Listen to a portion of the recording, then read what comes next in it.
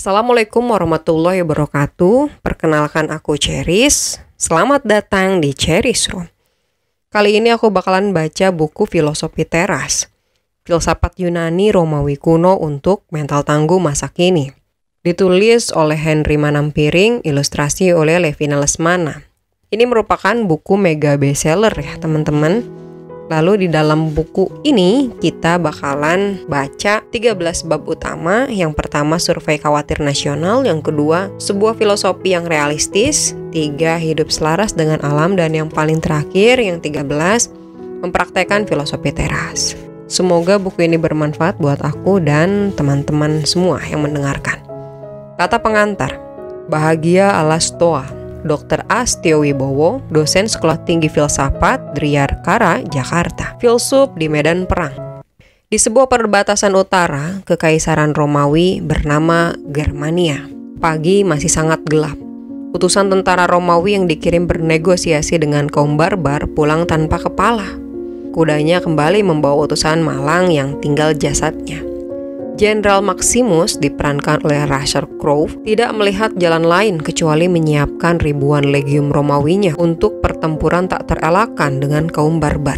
Anak panah dan busurnya disiapkan, ketapel raksasa diisi bola api. Para prajurit infanteri merapatkan tameng, menggenggam erat tombak dan menghunuskan pedang pendek dari sarungnya. Usai memberi instruksi pada pasukan infanteri, Maximus naik kuda, bergerak memutar memimpin pasukan kavaleri untuk menyergap kaum barbar dari belakang. Begitu aba-aba serang dikumandangkan, ribuan anak panah, ratusan bola api menyembur kaum barbar yang memekik maju menyerang pasukan Romawi. 2 bala tentara bertempur dalam gelapnya pagi buta, saling memotong, mengayunkan pedang, kapak, dan apapun yang bisa membuat lawannya terjungkal mati. Maximus dengan ratusan pasukan kudanya menembus gelapnya hutan, menyerang kaum barbar dari belakang. Taktik supit urang atau jepitan urang membuat kaum barbar kacau dan habis dibantai legium Romawi di perbatasan utara Imperium Romawi di daerah Australia sekarang ini. Dari kejauhan di atas sebuah bukit kecil duduk tenang di kudanya, dikelilingi pasukan Praetoria atau penjaga kaisar. Marcus Aurelius memperhatikan semuanya. Dialah yang memutuskan mengirim utusan untuk mencoba negosiasi dengan kaum barbar. Sampai saat terakhir, ia mengharapkan perdamaian dengan mereka. Namun, perang tak terelakkan. Ia hanya bisa menjalankan tugasnya sebagai kaisar, memerintahkan Maximus melakukan apa yang terbaik untuk Roma. Pada saat fajar merekah, dengan lega ia menyaksikan keberhasilan jenderalnya Maximus mengalahkan kaum barbar di Germania. Namun, bukannya senang, ia malah bertanya kepada Maximus tentang perlu tidaknya peperangan tadi dilakukan. Saat orang merasa bahwa akhir hidupnya sudah dekat, ia mulai bertanya-tanya apakah hidupnya memiliki tujuan. Apakah aku akan dikenang sebagai filsuf, prajurit, atau tiran? Film berjudul Gladiator yang disutradarai Ridley Scott tahun 2000 pada 15 menit pertamanya menggambarkan kaisar Romawi bernama Marcus Aurelius yang diperankan oleh Richard Harris. Kaisar pemimpin pertempuran di Germania ini adalah seorang filsuf. Ia dikenal sebagai salah satu tokoh pengusung filsafat Stoa yang dalam buku ini diterjemahkan sebagai filosofi teras. Bukannya berhura-hura menikmati kemenangan, Marcus Aurelius malah melakukan permenungan diri. Apakah tindakanku tepat? Apakah peperangan dengan korban demikian banyak memang perlu dilakukan? Di film ini digambarkan bahwa pada malam hari, kaisar yang bijak ini tekun mencatat permenungan-permenungan pribadinya di tenda peperangan. Seorang filsuf menjadi kaisar dan memimpin peperangan. Bukankah filsafat ilmu yang menjemukan, susah, rumit, dan cenderung tanpa faedah? Masa sih seorang filsuf sampai difilmkan oleh Hollywood? Tontonlah film Gladiator. Untuk saya sendiri, film itu tak terlupakan. Marcus Aurelius adalah filsuf, dan ia menulis buku yang sampai sekarang ini, 1800 tahun setelah kematiannya, masih dibaca dan direnungkan banyak orang. Judul bukunya setidaknya demikian yang selama ini dipercaya orang adalah A Shelton for Himself. Kadang diterjemahkan sebagai meditation. Marcus Aurelius hidup di abad kedua Masehi. Mengikuti filsafat Stoa, ia sibuk beraktivitas sebagai pemimpin politik dan peperangan. Bagaimana mungkin filsafat yang biasanya dianggap membuat orang lari dari dunia justru dipraktekkan di tengah kancah politik dan peperangan? Marcus Aurelius justru membutuhkan filsafat untuk melindungi kedamaian jiwanya.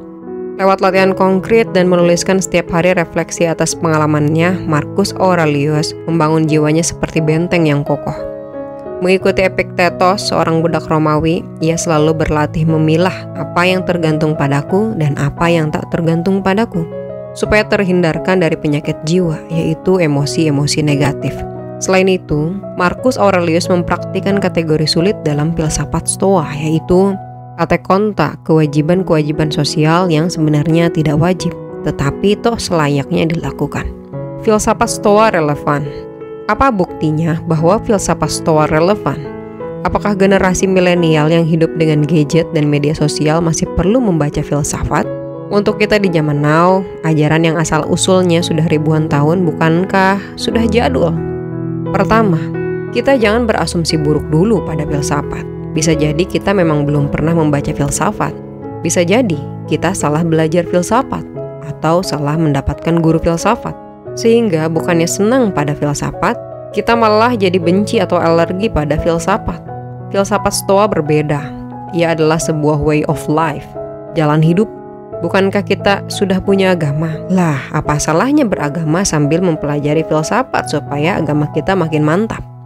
Bagi para ahli filsafat Yunani dan Helenistik, ajaran Platonisme, Aristotelianisme, Sinisme, Epikurisme, dan filsafat Stoa sering disebut sebagai aliran-aliran yang mengajarkan jalan hidup.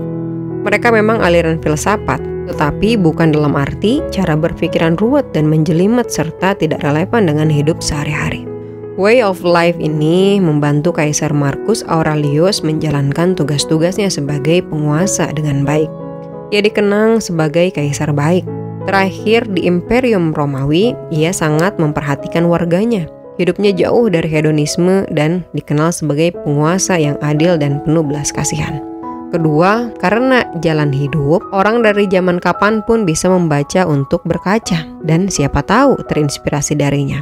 Ada kisah menarik tentang James Stockdale, pilot pesawat tempur Angkatan Laut Amerika Serikat. Sebelum Perang Vietnam, ia masuk ke kampus lagi di Stanford University untuk belajar. Dosen filsafatnya mengajarkan agar ia mempelajari Epictetus, salah satu filsuf Stoa yang suka menggambarkan filsuf mirip seorang tentara. James Stockdale sangat terkesan dengan pemikiran Epictetus. Hal-hal pokok yang ia ingat terus dari filsafat Stoa adalah A. Pembedaan antara apa yang up to us atau tergantung pada kita dan not up to us, tidak tergantung pada kita. B. Soal baik atau buruk itu tergantung dari cara jiwa kita menafsirkannya. C. Bagaimana situasi hidup yang menimpa kita bersifat indifferent atau netral saja. Saat Perang Vietnam pecah, ia ditugaskan bertempur di sana. Pesawatnya tertembak jatuh dan ia menjadi tahanan di Hanoi, Vietnam selama 7 tahun. Ia sering ditaruh di sel bawah tanah, disiksa, dipukuli, dan tiap hari mengalami penistaan lahir dan batin. James Stockdale mengatakan bahwa berkat Epictetus ia mampu bertahan waras, meski mengalami tekanan psikologis dan siksaan fisik selama 7 tahun. Kisah POW, Prisoner of War, James Stockdale, menginspirasi orang lain. Seorang pengusaha besar yang kehilangan kesehatan, kekayaan, dan istrinya akhirnya menemukan hidupnya kembali berkat filosofi Stoa. Roman yang ditulis oleh Tom Wolfe, A Man in Full, tahun 1998. Lalu jangan lupa, di tahun 1990-an, di Amerika Serikat berkembang sebuah metode psikologi yang populer bernama terapi kognitif. Katanya, ajaran ini mendapatkan inspirasi dari Buddha dan Epictetus. Inti terapi kognitif menyatakan bahwa segala emosi yang mengganggu kita sebenarnya berasal dari cara penilaian yang salah. Cara berpikir tertentu menjadi penyebab munculnya simptom-simptom yang mengganggu. Cara pandang kita yang keliru atas kejadian dalam hidup menyebabkan kita stres, gelisah, depresi, atau marah-marah tanpa alasan yang jelas. Bahagia apatheia. Mengapa membicarakan Marcus Aurelius yang berperang atau James Stockdale yang menjadi tawanan perang? Apa pula gunanya membicarakan soal stres dan depresi dalam terapi kognitif? Loh, justru karena hidup kita ini setiap hari perang. Kita keluar rumah pukul 5.15. Sudah harus berperang menghadapi macet di jalanan di Jakarta. Kita harus cepat-cepat ke tempat kerjaan, berebut jalan dengan kendaraan lain. kadang emosi menjadi tinggi. Setelah 2 jam menembus kemacetan, di kantor pun segala persoalan siap membuat stres dan tekanan darah kita naik. Belum lagi berita di televisi, radio, atau media sosial yang menemani nyaris 24 jam. Isinya cuma perang saja, perang mulut para politisi, beda opini kaum intelektual, siasat dagang iklan-iklan yang membombardir, dan segala keributan lainnya. Bagaimana bisa kita damai di tengah suasana seperti itu? Bisakah berbahagia dalam hidup yang dari pagi berangkat kerja sampai malam, pulang kerja selalu dipenuhi konflik dan ketegangan tanpa henti? Filsafat Stoa mengusung kebahagiaan yang tak lazim. Mereka mengatakannya sebagai ataraksia, sebuah kata Yunani yang akarnya dari ataraktos, a sama dengan not, dan tarasein sama dengan to trouble. Ataraksia dengan demikian berarti not trouble, untroubled, undisturbed, dan damai. Kebahagiaan yang kita bayangkan sebagai jiwa yang tenang dan damai digambarkan oleh kaum Stoa sebagai situasi negatif, yaitu tiadanya gangguan. Bahagia adalah saat kita tidak terganggu. Dan dalam istilah lain, kadang juga dikatakan sebagai apatheia. Kata Yunani yang artinya a sama dengan not dan pathos sama dengan suffering. Sehingga apatheia adalah situasi di mana kita free from emotion, free for suffering, freedom for all passion. Sama dengan sebelumnya, kebahagiaan bagi kaum Stoa bersifat negatif logis, yaitu tiadanya penderitaan, tiadanya emosi saat kita tidak diganggu oleh nafsu-nafsu seperti amarah, kecewa, rasa pahit, dan rasa iri hati. Bagaimana caranya mencapai kebahagiaan seperti itu? Kalau kita ingat betapa kita mudah stres, marah di jalan, kalau kita timbang bagaimana Facebook, grup WhatsApp, dan berita di media sosial memicu emosi, bagaimana caranya agar kita bisa terlepas dari gangguan-gangguan itu? Mengapa itu semua disebut gangguan? Kalau kita banyak marah-marah dan gampang emosi, bukan hanya tetangga dan orang serumah yang terganggu, kesehatan kita pun lama-lama bermasalah. Buku Filosofi Teras karya Henry Manampiring hadir untuk memberikan kepada Anda jalan menuju ketenangan jiwa. Penulis buku ini telah mengalami sendiri stres dan kesulitan-kesulitan dalam hidupnya karena banyak marah-marah seperti di atas. Meski bukan alumnus Fakultas Ilmu Filsafat, penulis buku ini berhasil membuat menarik tentang filsafat Stoa. Ini luar biasa. Filsafat sebagai praktik hidup ia jalani dan jalankan betul-betul. Henry Manampiring menjadikan dirinya sendiri kelinci percobaan. Karya yang berada di tangan Anda sekarang ini adalah sebuah way of life yang sudah dicoba, dihayati oleh Henry Manampiring sendiri. Bila Anda hendak mencoba menerapkan filsafat Stoa bagi diri Anda sendiri, percayalah, Marcus Aurelius, James Stockdale, dan si penulis buku ini telah memetik hasil-hasil yang konkret. Latihan mengatasi emosi.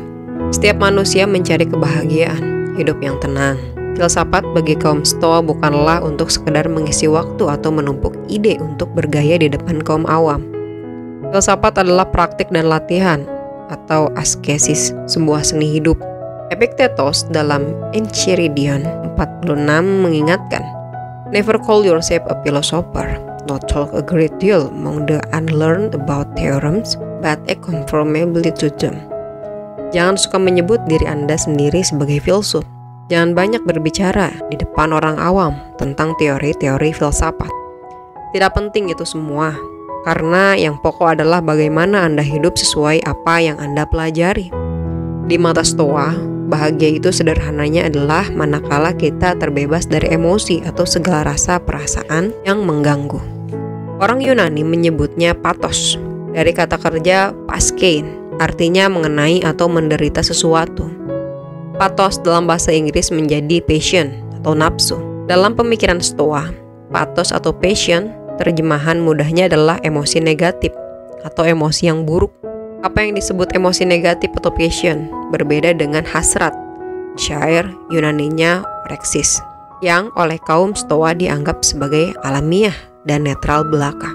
Hasrat adalah impuls atau dorongan meraih tertentu, dan hasrat selalu mengandungi di dalamnya aktivitas representasi terhadap objek yang dihasrati, di mana representasi tersebut mau tak mau sudah membuat persetujuan rasio terhadap value judgment dalam representasi itu sendiri.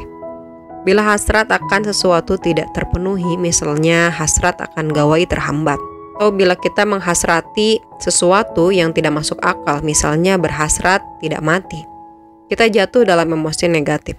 Bagi kaum Stoa, emosi negatif didefinisikan sebagai hasrat yang eksesif.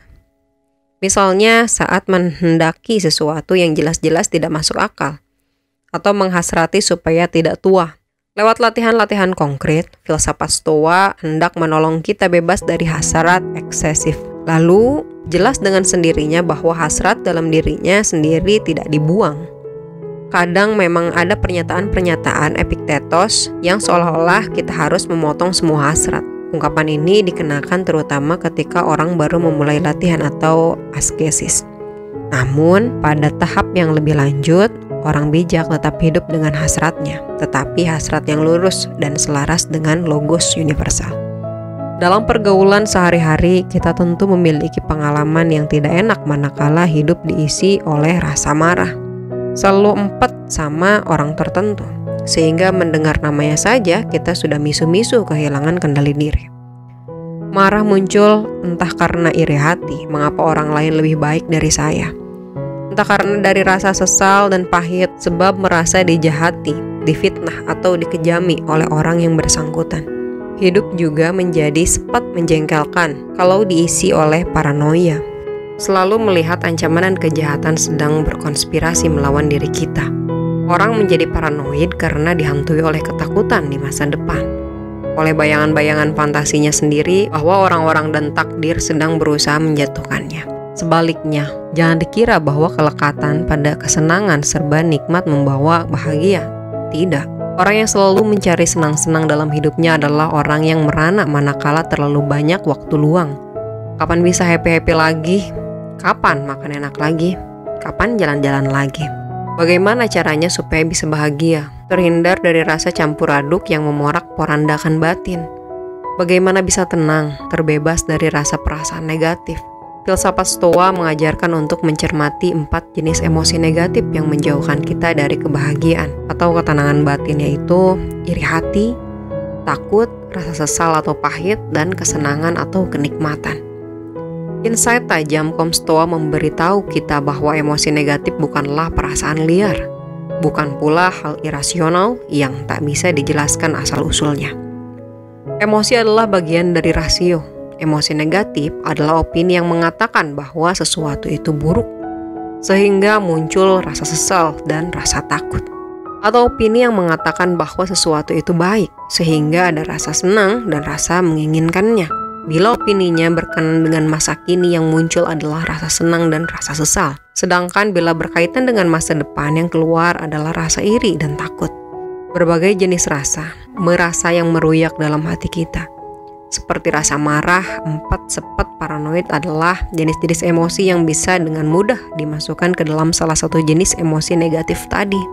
Dengan mendefinisikan emosi negatif sebagai opini, sebagai aktivitas rasio, maka kaum Stoa memberi kita kunci untuk mengendalikan emosi negatif. Bagi Stoa, di dalam rasio kita ditemukan yang namanya hasrat, kehendak, keinginan, nafsu, sekaligus cara berpikir. Dengan menyatakan bahwa semuanya ada di dalam rasio yang sama, maka emosi-emosi negatif bukanlah sesuatu yang irasional. Sejauh emosi muncul dari rasio, maka emosi adalah sebuah rasionalitas juga, tetapi rasionalitas yang melenceng. Emosi negatif bagi kaum Stoa adalah hasil rasio yang salah menilai, yang keliru, dengan mendefinisikan emosi negatif atau patos sebagai sesuatu yang juga rasional. Apa yang biasa disebut perasaan liar bisa dipahami dan dipilah untuk akhirnya dilatih supaya menjadi emosi yang baik atau eupatia. Kunci kebahagiaan bagi Stoa adalah manakala kita terhindar dari nafsu-nafsu gak jelas, kecanduan atau addicted pada sesuatu, angkara murka, kehilangan kendali, dan dendam kesumat, kecemasan yang obsesif, rasa kesal berlebih-lebihan yang bisa dirangkum dalam 4 jenis emosi negatif. Iri hati, takut, rasa sesal atau pahit, dan rasa senang nikmat.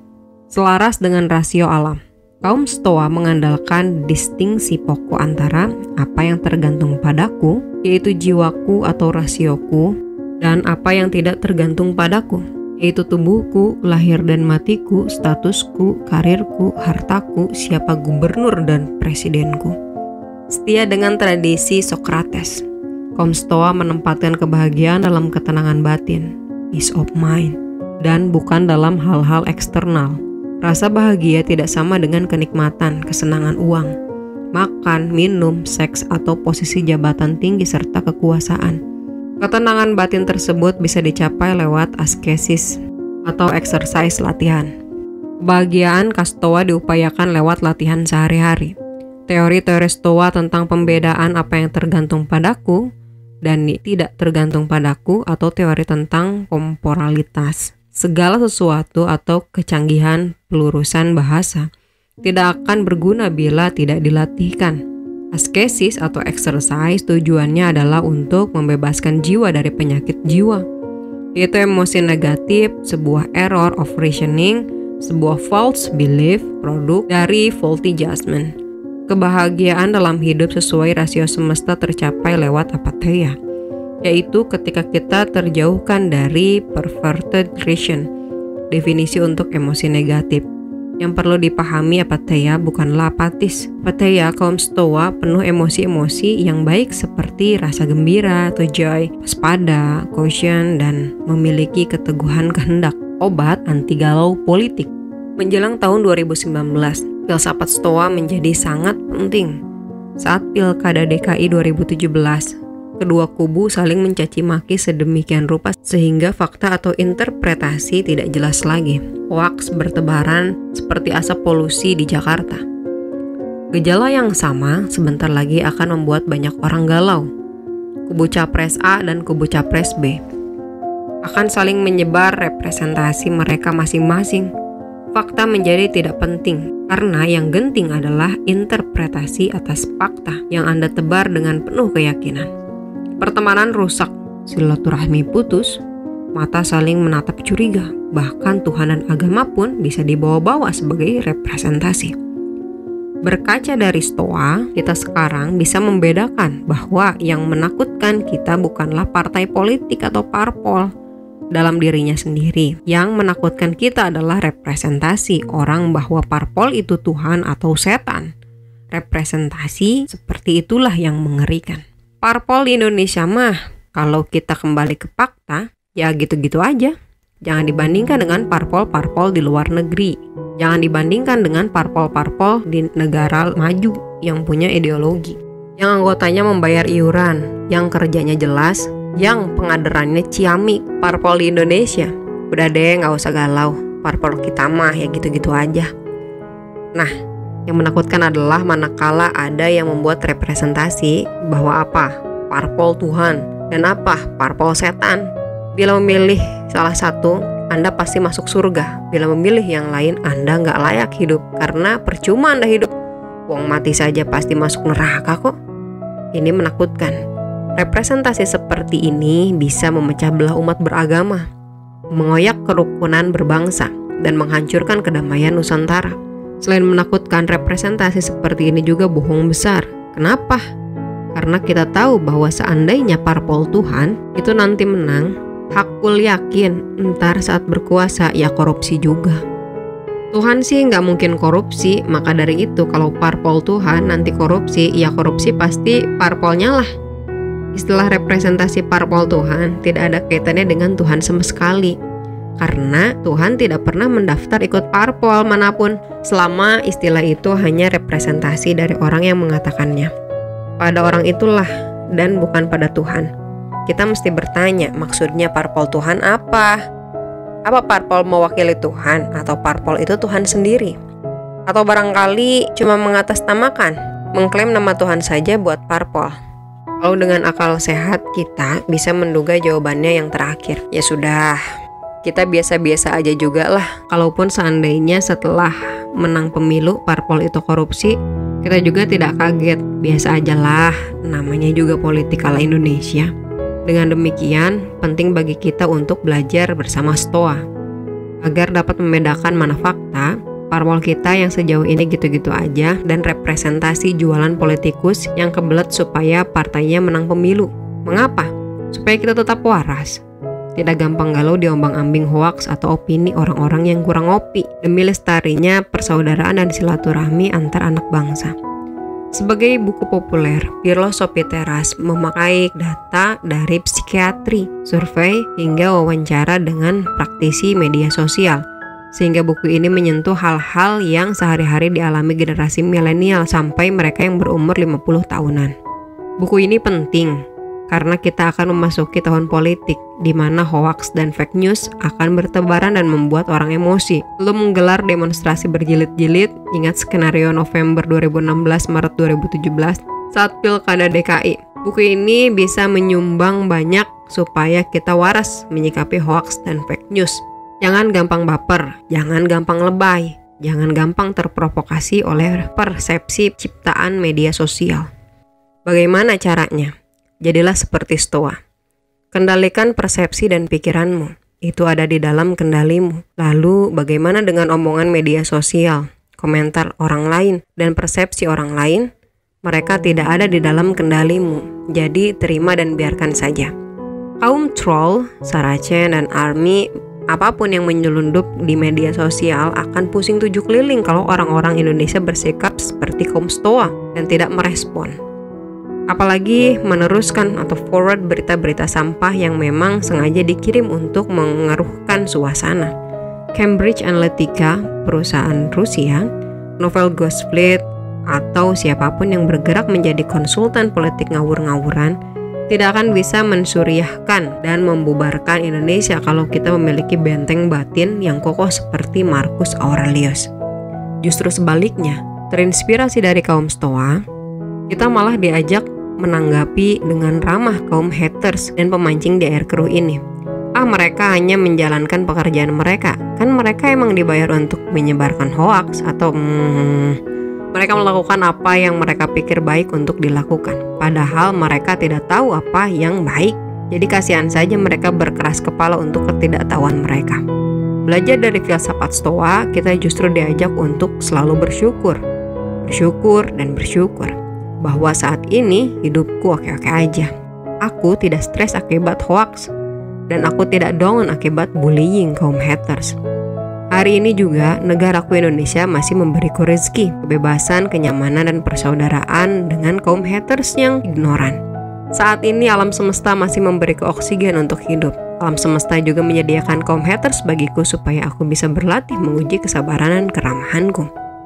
Saya suka dengan istilah yang dipakai oleh Henry Manampiring untuk menggambarkan pentingnya latihan di dalam filsafat Stoa. Sama seperti otot harus dilatih dengan berulang-ulang mengangkat barbel, maka batin pun bisa diperkokoh lewat latihan rutin setiap hari lewat STAR, Stop Thinking and Assess Respond. Setiap ada filsafat sebagai praktik dan latihan, buku Filosofi Teras ini memberikan cara latihan mental supaya kita memiliki syaraf titanium dan tidak gampang KO terkapar kesamber galau. Buku Henry Manampiring yang berjudul Filosofi Teras ini sangat penting bagi semua yang masih ingin berakal sehat dan mencintai sesama serta alam semesta. Filosofi Stoa adalah yang pertama mengusung konsep kosmopolis, negara seluas kosmos. Bukan hanya di Nusantara ini kita bersaudara. Kita adalah warga negara dunia, semua manusia satu kerabat karena berpartisipasi dalam logos atau rasio semesta yang sama. Jakarta 17 April 2018. Nah teman-teman, gak sabar ya masuk ke bab 1 di buku ini. Sampai ketemu di video selanjutnya. Bye-bye.